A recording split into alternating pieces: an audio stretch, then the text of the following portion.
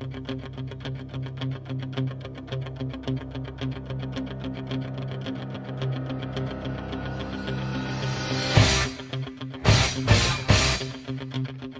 and then he'll take questions. I just say really proud of this team. The questions I got this week is the ship sinking? Is this a must-win game? When you look at this team being as early as we are in the season, being a 16-point underdog, for a lot of people that gave up on these kids, to have them come in here after losing to a number 3 Oklahoma, gain some experience to come in here and show what kind of football team, what kind of character, what kind of pride they have in this program, and the way they came out here and played. I thought they played physical. I thought they played hard. I thought they played together. They never flinched. Offensively, especially early, it looked really bad. We had 3 penalties on the opening drive. We had a muffed snap. We just, golly, it looked really bad. It looked like a continuation of what we did last week. But I'm going to say the same thing this week I said after last week's game when we lost 48-16. We are a work in progress.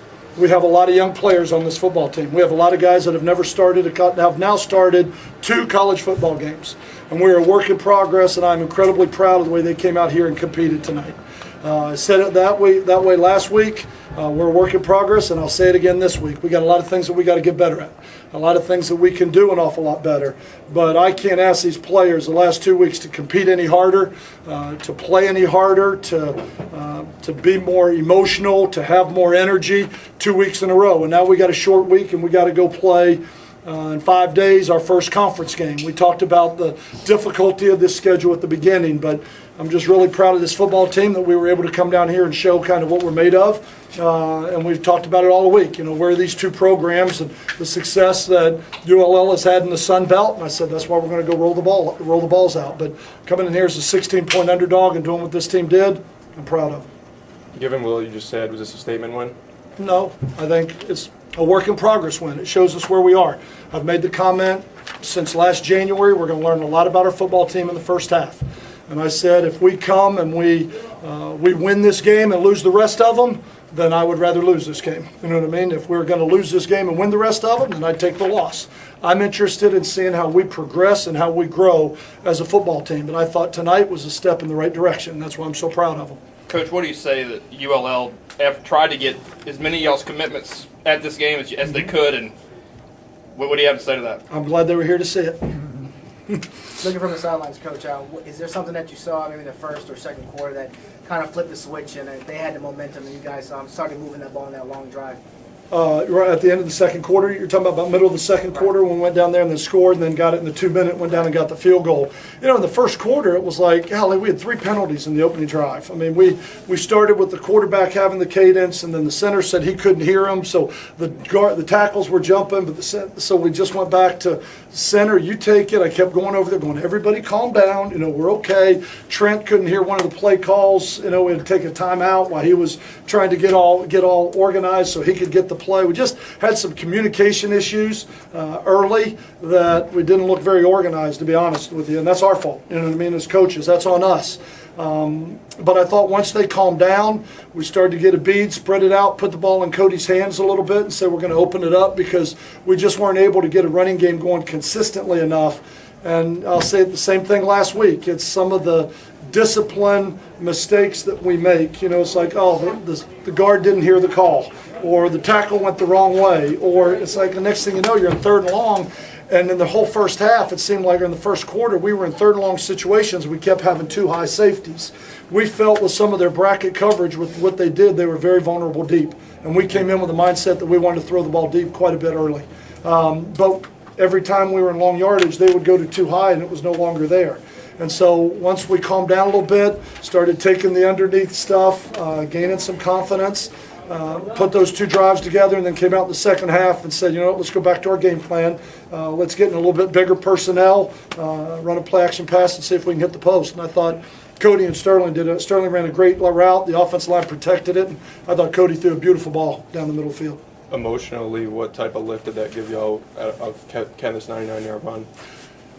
I don't know if it was an emotional lift, but it was a huge play in the game. You know what I mean? Because it was points. You go from being backed up on the 1 yard line to all of a sudden it's 7-0. And you look at the first quarter, and I thought really, I don't know what the total yards were before that run, but we weren't doing much on offense, and they had taken the ball and driven the field. We took an approach in this game. Kind of last week, Southern was everybody on the line, just go get them, man coverage, and they got real blitz happy. And very uncharacteristic of Manny, which I thought he called a fantastic game. He played an umbrella back there. He didn't put a lot of pressure on him. He picked his spots to take his pressure and said, you know what, we're not going to give up the big play, and we're going to make you earn it and go all the way down the field. And I thought he did a masterful job in this football game from calling a defensive game.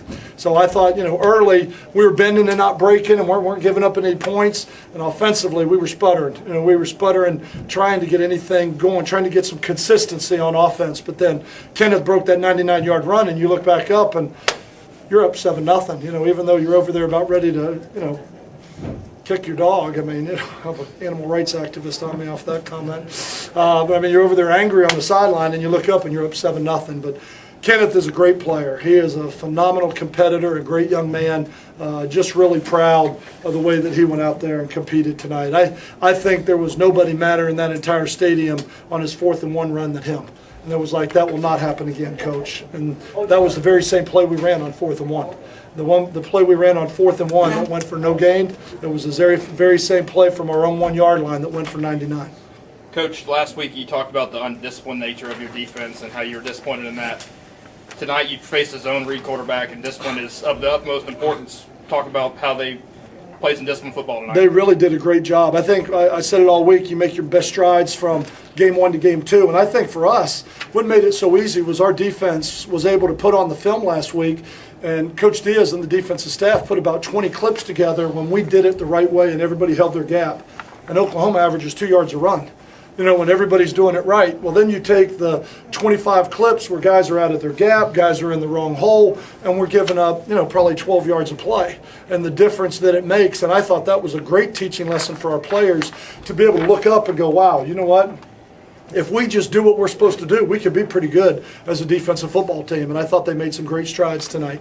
You got Jared in the game. You talked a lot about him over the summer, bringing him in, and he got in the end zone. And talk about his contribution tonight. Well, it was, I made a big deal about playing him in the opener. And then he got sick last week and was in the hospital for a couple days and wasn't able to go on the trip. So he wasn't able to play. And that's why we took Blake Martin off of the kick return, because I only had 2 tailbacks with Jared being out. But having him back this week and getting an opportunity to get him in there and get some quality reps, and he even scored a touchdown in his first college game, and I think he's going to be a special player. But there were a lot of guys that went out there and did some really good things tonight. That just really, really proud of them, that they were able, their hard work and some of their talents were able to show up tonight on the field.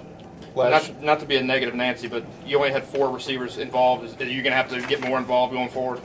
As they are ready to play, but we've also said that, we're going to play the guys that earn it. And if we've got guys that are not playing at that level, then we'll play with 4 receivers.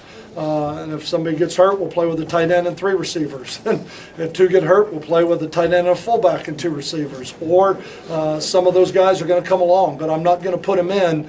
This is not a participation sport. It's not just because you're on the team you get to play. You got to earn it, and you got to pick up your share of it. We got some young guys over there that have been working hard. Marcus Gaines is playing a little bit. Sanford C, we're counting on him to come along.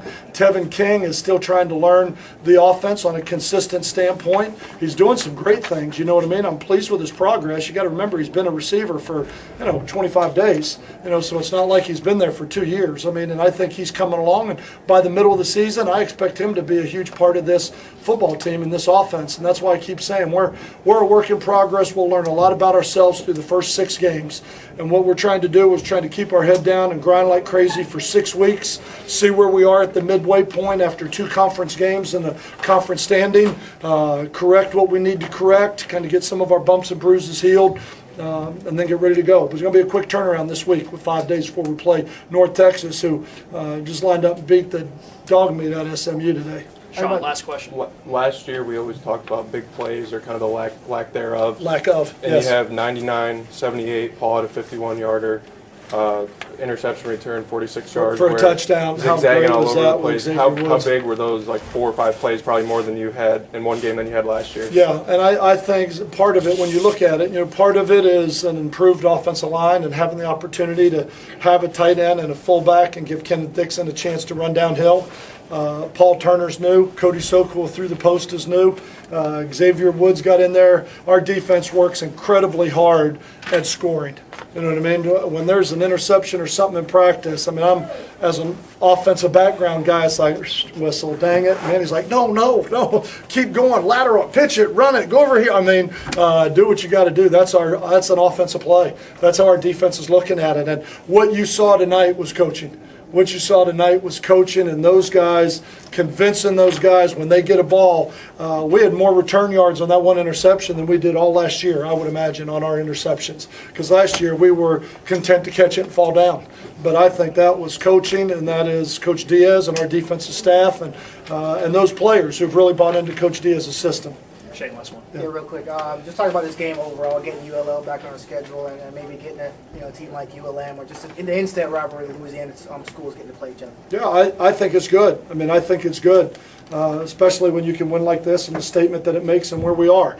We play in a very difficult conference in Conference USA. We have had a very difficult non-conference schedule playing at Oklahoma and at Auburn. I mean, those are going to be great challenges for us. But I think it's great to have the opportunity to play each other, because then you can put it in perspective for where our program is compared to some other programs in this state, and people aren't just talking about it on recruiting phone calls, but now they've got to back it up by going and playing it on the field. All right, thank you. Thank you. Thanks, Coach.